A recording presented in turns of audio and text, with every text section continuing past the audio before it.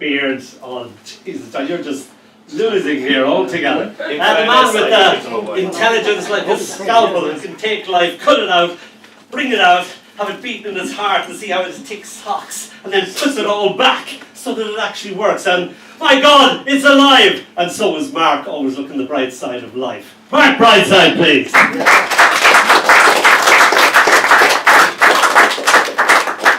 Thank you very much. I'm not quite sure how I can live up to these unrealistic expectations, but I will certainly try. And I do apologise for clearing my throat a lot this evening. I've been very ill this recently, so let's pretend that didn't happen.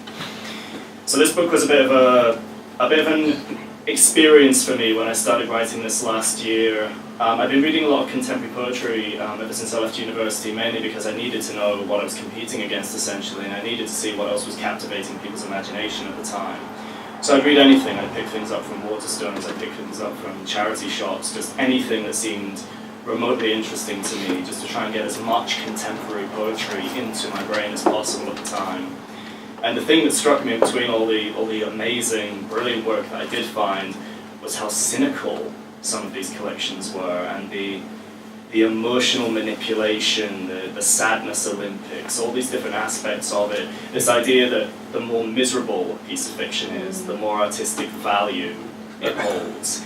And it really did bother me, actually, to the extent that it was keeping me up at night. So I felt the need to write about it in this book, and I suppose really that's what this is about. It's about lying and manipulation and the way that we kind of have to do this as writers for the sake of getting by. I suppose really I wanted to find some sort of line between expression and manipulation where these two intersect.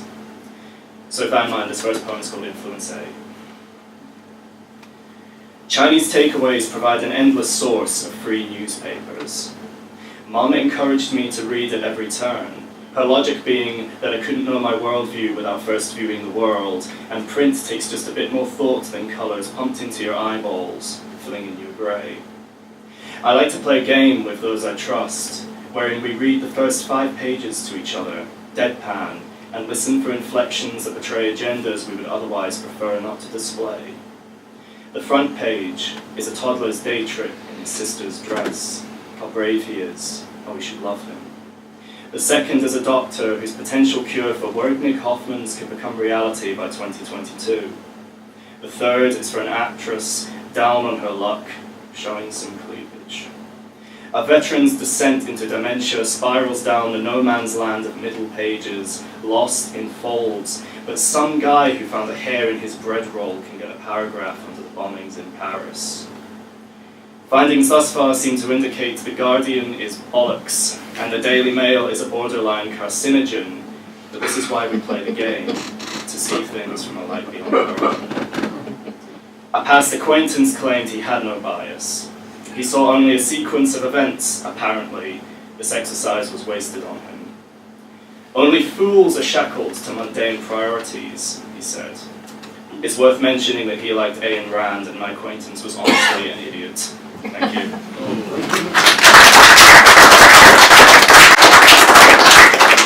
So this is a narrative collection. I am fascinated by narrative poetry just as an art form. I find it to be so interesting in the ways that different people approach narrative poetry and the stories it can convey. So I wanted this to have a kind of running theme going through. I wanted this to feel like a story with a sequence with people who you learn about through these poems. And family, of course. The book is called Keep It in the Family. Family is an important theme here. So this is the poem, which is honestly the only reason anyone even knows who I am these days, because it was featured in the National Poetry Competition for some reason. This is 11 Years at May. A read of it A pertains a gherkin. I was cross-legged on the floor, bordering on 5 years old, when death was just a thing that grown-ups did, like holidays or weddings.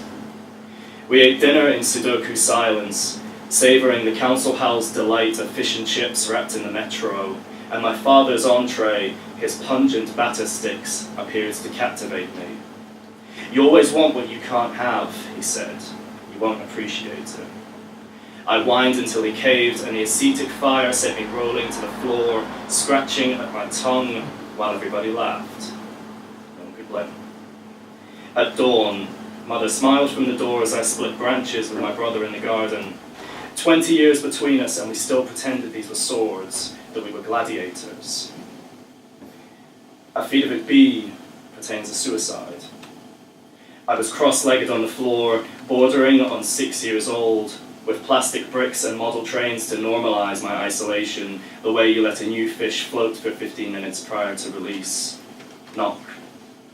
My mother rose, crossword left unfinished, and spoke quietly with men in lime green jackets. The house turned sepia that day. My recollection is in Kodachrome. Your brother always loved you, she said. He loved all of us, always, but not himself, because he did drugs. Colin. Named so because the midwife asked what they were calling him. That's my mother's sense of humour. Affidavit C pertains a haunting. The lights came at the foot of summer's door. They'd manifest in droves, patchy frames of green and yellow, irregularly red, phantom jigsaw pieces blinking on and off. They outran me in the hallway, slipped away when I tore through the living room with aeroplane arms, emptying my lungs. Look out, it's Colin's ghost, as mother wept into her hands. Ghosts exist when you're a child. They mean that no one has to leave if you don't want them to. I knew Colin was dying when the lights became ephemeral. For a time I could still summon them. With only a moment's breakdown, they would swarm like butterflies on bitter honey, because a child's pain is easier to digest and a single tear is much more tragic than a torrent. I knew that he was dead when the lights had bled me dry, when they refused to answer to an empty howl when I was 17. Thank you.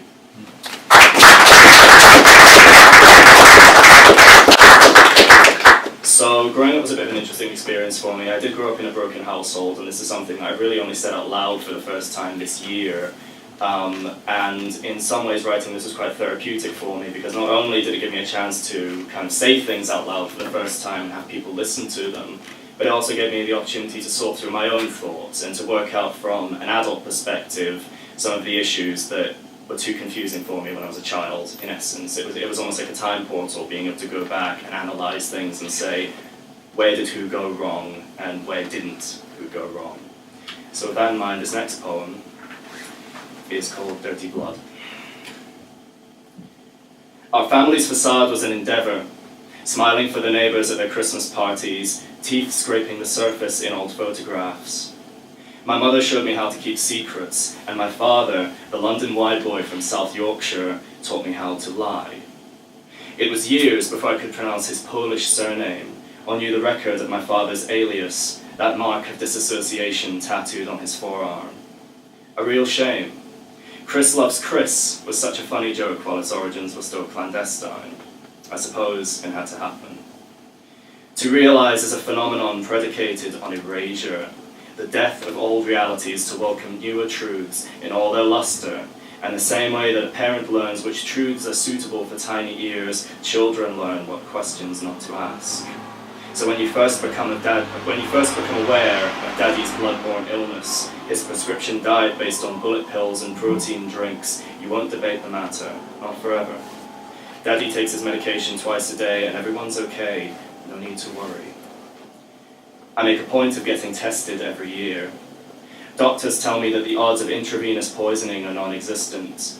Then I think of when he held me as a baby, his lizard skin cracked and cobblestoned, so many avenues to let his dirty blood invade. That piece of paper helps me sleep at night, the evidence confirming I'm not like him, I'm not his clone, I do not have AIDS. Thank you.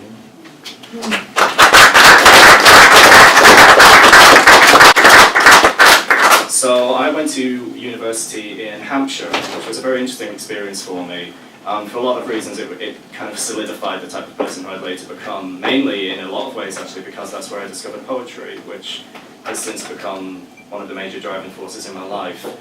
But while I was living there, I also got engaged, surprisingly enough. It's still slightly ridiculous to me now, and I felt the need to write about this as it was an important part of my time in Hampshire and something that, again, contributed to the type of person I'd later become. So this first poem is called Meadow Song. It's worth mentioning as well, this first poem here establishes a sequence of poems relating to this person in question. So I've no idea if she'll ever read this. I hope she does, actually, I'll be quite happy. Meadow Song. We took a day away from city life to drown ourselves in protest. A winding trail by the old mill gave us shelter down a Hampshire mile, where the countryside hummed cricket songs and damsels coupled in mid-flight with waterside, intoxicated by their summer's hiding place, a church for godless folk and tweedy painters. This picture goes out to the westward guest, a trendy little thing, first to say I love you and expect the phrase to be returned. I blink and she's still here. We're standing at the altar, covering our ears, disregarding our abrasions in the hopes they won't turn septic, deliberating over what to name our dogs. I blink twice and she is gone. My fingers tingle between 2 and 4, thin survivors severed from the burden of a handheld promise in a broken glass ring that looks the same today, a trophy from the war we watched on television, slumped across the sofa, padding out our runtime. I look back and think we could have shared a life together. I take stock and I remember that we could have died alone. Thank you.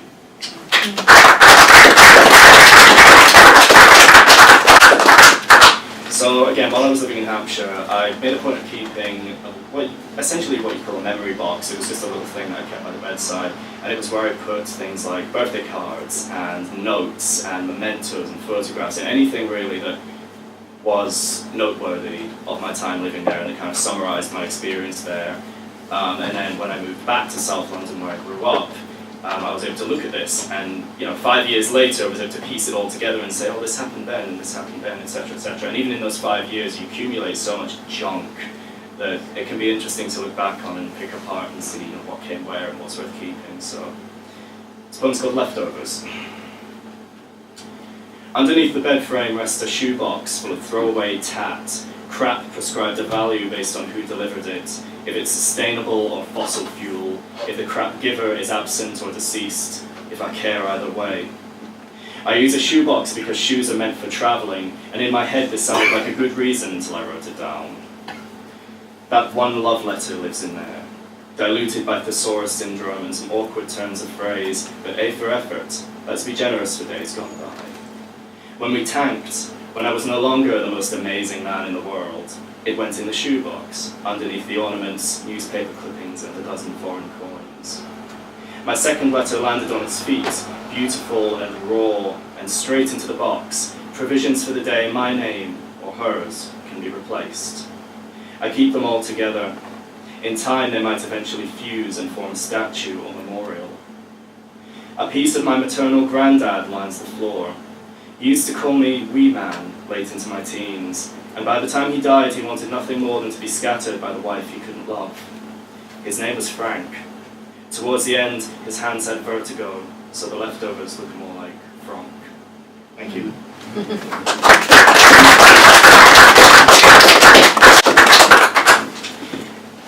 University was a difficult time for me in a lot of ways. It was where I had to face up to a lot of truths about myself and the decisions I had made throughout my life. But it was also because when I left home, the dynamics of my parents' relationship, which were already strained to begin with throughout most of my childhood, took a turn for the worse. And not being there, not being physically present in the room, was by far the hardest part of working through that experience, because you have to see it unfold from a distance, and you go through the phone calls and the emails, and you have to accept that these things are happening and that you are not involved. So this poem is about that experience, and don't worry, there was as happy of an ending as you can hope for, given the circumstances. But this poem's called Hold the Line. We all see the signs. She huddles in increasing layers, cardigans to hide a healthy shine, summer sleeves to mask the marks across her collarbone, her wrists. The walls aren't quite as thick as they once were. Rest assured, my father never hit me growing up. He only hit the ones who can't hit back.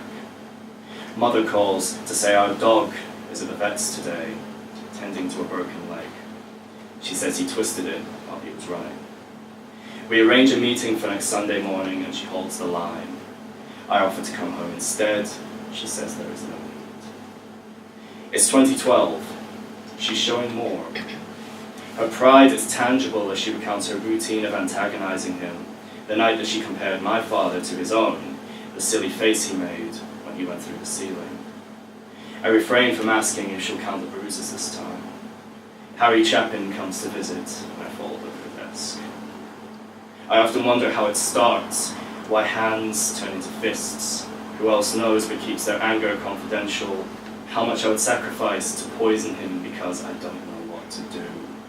I don't know what to do.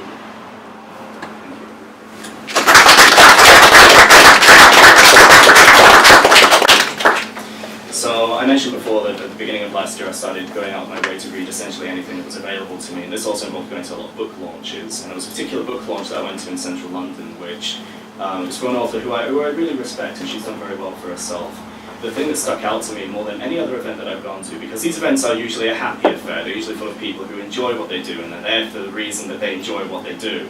But for this particular one, there was a really unpleasant atmosphere, not from the organisers, but from the audience, that made me feel apprehensive about even being there. And I felt the need to write about this as I expect, so this is reverence. Writers sit like woodpeckers in coffee shops, all sudden looks and twitchy feet. You're either 25 or want to be at these events, where name drops fall like cigarettes, and every guest has pictures of their famous friends, studied philosophy at famous school in place exotic. Are you a poet too? No, I'm here because I missed my shot of self-aggrandizement this week. They watch in reverence, waiting for a bow, eyes awake for weakness in the publisher's defense, and I think secretly they all hate poetry. They've been dreaming about dreaming of this. Thank you.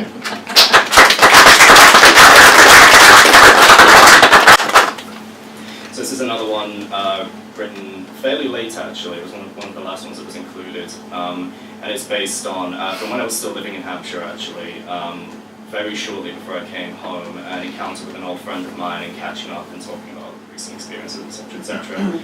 And that was the last time I ever saw him, actually, which is very strange. I have no idea what he's doing now. He's completely vanished from the face of the earth, so I hope he's doing well, whatever it is. But this one is called Never Listen to a Chemist. It was December time, a fortnight left to Christmas, and I was having difficulty letting go of hypothetical devotions. I took the first escape hatch down to Waterloo, content to join the throbbing hive of hipsters tuned into their retro pulse, anonymous. Do poets just instinctively drink scotch? My friend is not a poet, but a chemist, and his company was soothing, if not helpful. Is this about the Greek one, or the Polish one? Robbie asked, and sipped his twinkish cocktail. You'd feel right at home in Winchester, I thought, but kept it to myself. The latter. My chemist waved towards the bar, where a knee-high boots, highlights in her hair kind of girl had clocked us both on entry, an elbow on the counter, one eye saying help, the other saying fuck me. Don't worry, mate, you'll always find another one.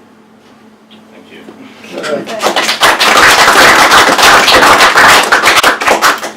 So a lot of the material that came from this actually, I suppose there was a proto version of this book, started, it would have been in late 2015 actually, which was about pamphlet size but always on the train, and it was a series of poems based on my experience on public transport and people that I met on there and conversations that you have.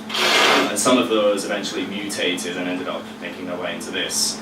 And along the way I put together a poem that was named after that pamphlet. And so it's funny how these two things ended up interconnecting that way, but I totally didn't intend that at all. So this poem is Always on the Train.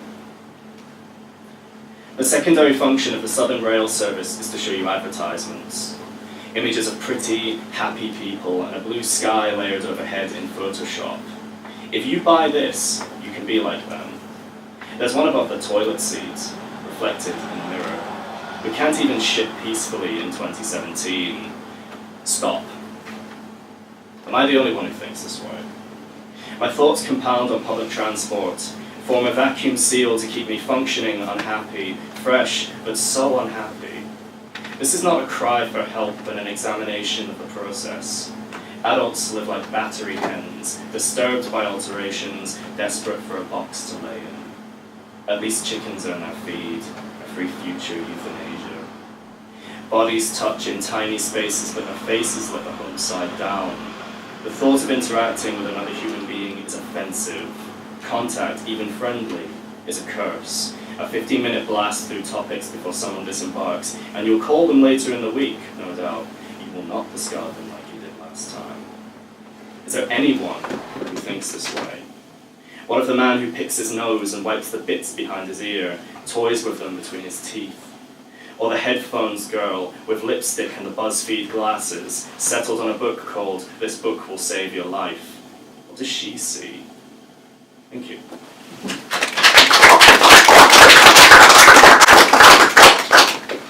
How are we doing on time? Just one more.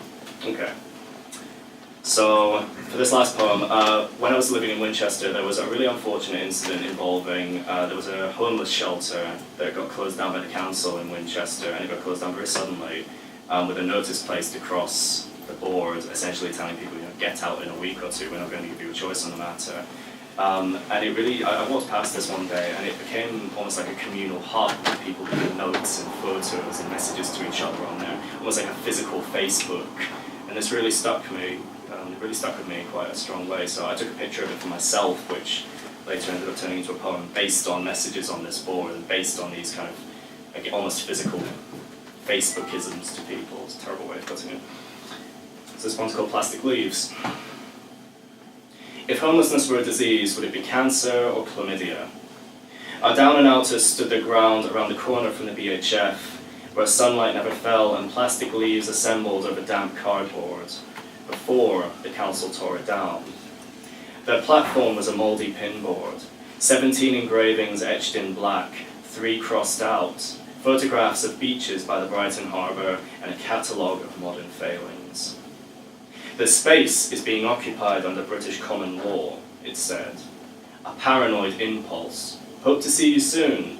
Back on duty Wednesday. Free us all from our abusers, please. Thank you muchly. Gone for a rest after hospital on Sunday.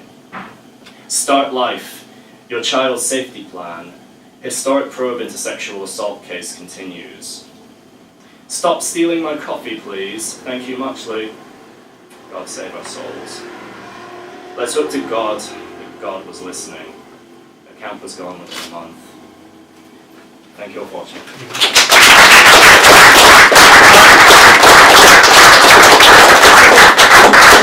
When I left university, and I was down to Barbican at the passing out where they give you your scroll and all that, and I couldn't afford all the gear, so I was just in black.